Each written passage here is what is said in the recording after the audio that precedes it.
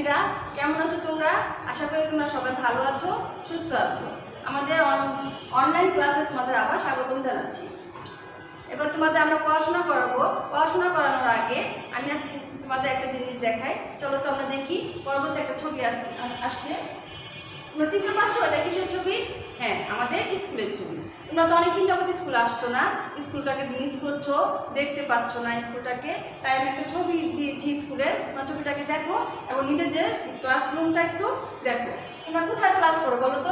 এই যে 3টা বিল্ডিং দেখছো, কোন বিল্ডিংয়ে তোমাদের ক্লাস হয় বলো তো?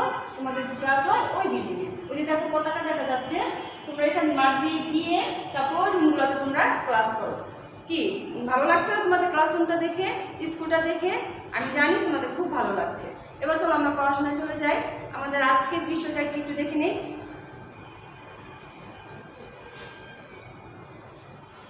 আমাদের আজকে কি শিখবো? আমরা ফলের নাম শিখবো। দেখো এই ঝুড়িটার মধ্যে কত ফল দেখা যাচ্ছে। এখানে নানান ধরনের ফল, আমরা সব ফলই চিনি। এখানে আঙুর, আপেল, ডালিম, অনেক ফল আছে। আমরা সব ফলের নামই জানি, কিন্তু ফলের নাম তো আমরা জানি, সেটা মুখে মুখে জানি, কিন্তু ফলের নামগুলো আমাদের শিখতে হবে, লিখতে হবে। পরীক্ষার জন্য তো প্রস্তুত হতে হবে, তাই লেখার জন্য আমাদের ফলের নামের বানানগুলো শিখতে হবে। চলো তো আমরা দেখি কি ফল নিয়ে আসছি আমরা এখানে। দেখো এখানে কি ফল আছে। এখানে দুটি ফলের ছবি আছে, একটি আম আর একটা কি জাম। এখন এটা কি? এই দেখো আম। আম বানানটা কিন্তু খুব সহজ, সরেয়া ম আম। কি? সরেয়া ম আম। আমের মতো জাম বানানটাও খুব সহজ। জামে হবে, আমে হয়েছে সরেয়া ম আম, আর জামে কি হবে? বর্গীয় জ ম জাম, বর্গীয় জ আকার ম জাম। বুঝতে পেরেছো তোমরা? কত সহজ, আম জাম। তাহলে কি দুটি ফলের নাম এবং বানান আমরা শিখে ফেললাম। পরবর্তী ফল দুটো দেখি তো কি আছে। দেখো এখানে কি সুন্দর কলার ছবি আছে। তোমরা সবাই কলা খেতে পছন্দ করো, তাই না? শুধু কলা না, ফল খেতে সবাই পছন্দ করে, সবাই ভালোবাসে, আর বাচ্চারা তো একটু বেশি ভালোবাসে।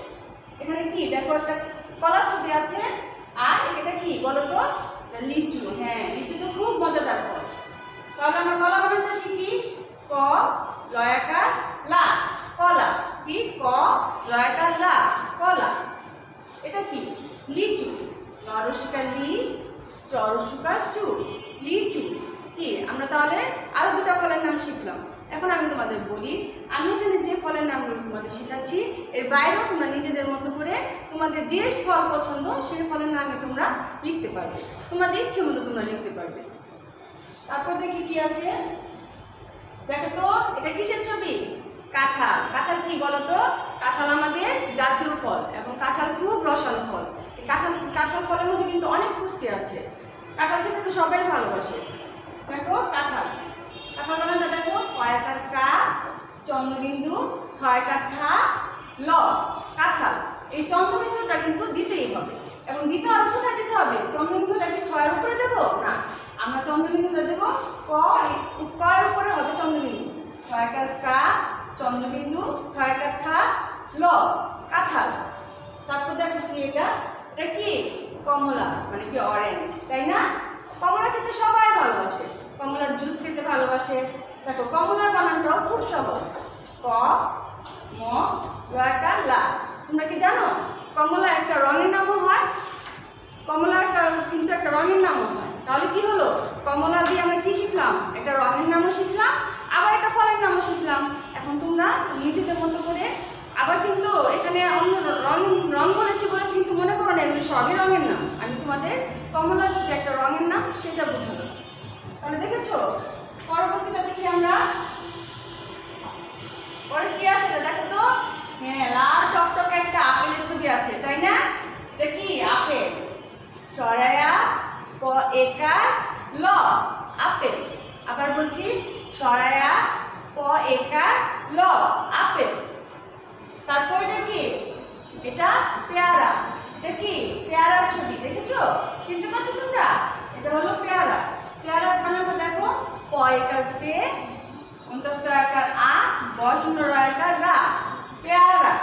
আবার বলি, প একার পে, অন্তস্থ আকার আ, বসন্ত রয়াকার রা, পেয়ারা। তাহলে কি আমরা আপেল বানানটাও শিখে ফেললাম, পেয়ারা বানানটাও শিখে ফেললাম। এবার চলো দেখি কি ফল আছে? ওয়াও, দেখেছো কি সুন্দর একটা তরমুজের ছবি। তরমুজ খেতে ভালো লাগে না সবার? তরমুজ খেলে কিন্তু পানির তৃষ্ণা মিটে। তরমুজ অনেক রসালো ফল।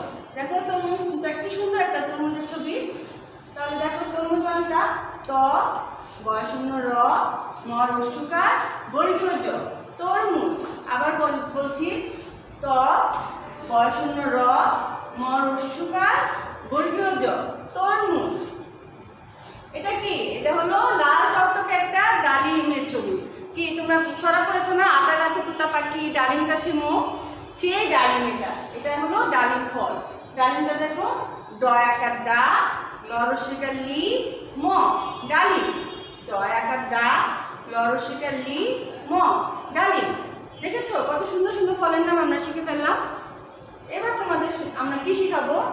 এখন তো আমরা ফলের নাম শিখে ফেললাম। এখানে আমরা যে কটা ফলের নাম দিয়েছি এগুলি তো তোমরা শিখবে। তোমাদের যদি ইচ্ছে হয় নিজেদের মতো করেও শিখতে পারবে।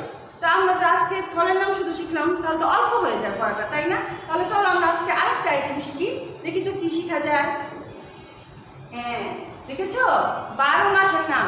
তোমরা জানো না 12 মাসের এক বছর হয় কত দিনে? কয় মাসে এক বছর হয়? 12 মাসে এক বছর হয়। তোমরা সবাই শিখেছো 12 মাসে এক বছর হয়। কিন্তু 12 মাসের নামগুলো কিন্তু আমাদের আগে শেখা হয় নাই। তোমরা হয়তো অনেকে বাড়িতে শিখে ফেলছো, কিন্তু আমাদের তো স্কুলে শেখানো হয় না এখনো।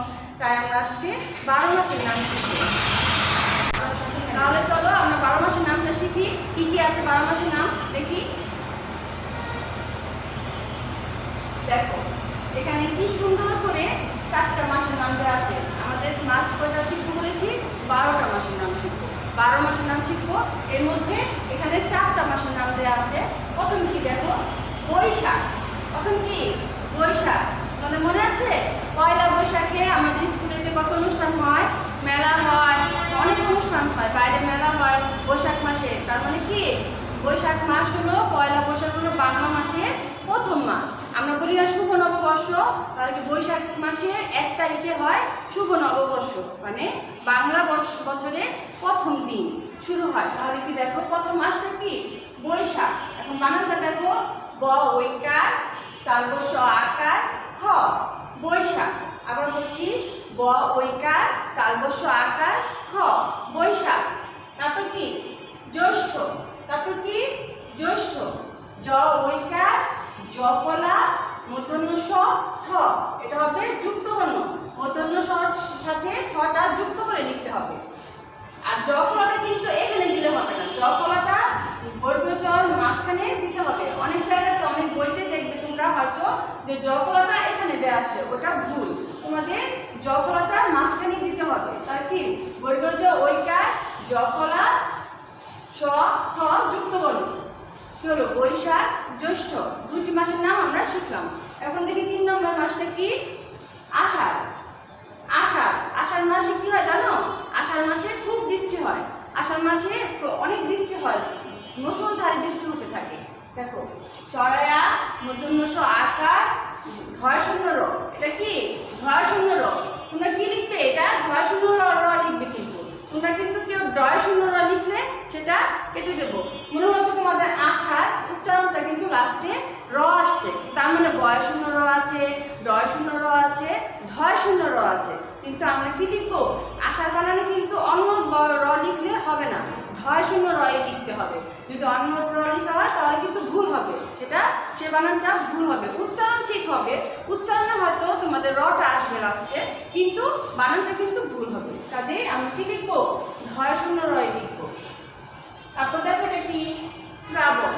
শ্রাবণ তালবস্য রফলা ব মূর্ধন্য। তালবস্য রফলা আকার ব মূর্ধন্য। এখানে কি? শ্রাবণ। শ্রাবণ বানানো দেখো লাস্টে কিন্তু দন্তন্য মানে ন উচ্চারণ হচ্ছে, কিন্তু বানানোর ক্ষেত্রে কিন্তু দন্তন্য দিলে হবে না। 2টা ন আছে আমাদের, কি? দন্তন্য আর মূর্ধন্য। কিন্তু আমাদের কিছু কিছু বানানে দন্তন্য হয়, কিছু কিছু বানানে মূর্ধন্য হয়। যে বানানে যেটা হয় সেটাই লিখতে হবে, তা নাহলে কি হয়? ভুল হয়ে যায়। এখানে দেখো মূর্ধন্য আছে, তার মানে এখানে মূর্ধন্য লিখতে হবে। দন্তন্য লিখলে কেটে দেবে। অনেকে কি করো? মূর্ধন্য লিখো ঠিকই, কিন্তু উপরে একটা মূর্ধন্যর মতো নটা লিখো, কিন্তু উপরে একটা মাত্রা দিয়ে দাও, কিন্তু সেটা লিখলে কিন্তু আমরা সেটা মনে করবো দন্তন্য লিখেছো। কাজে মূর্ধন্য কিন্তু অর্ধমাত্রার বর্ণ, মূর্ধন্যতে কোনো মাত্রা হবে না।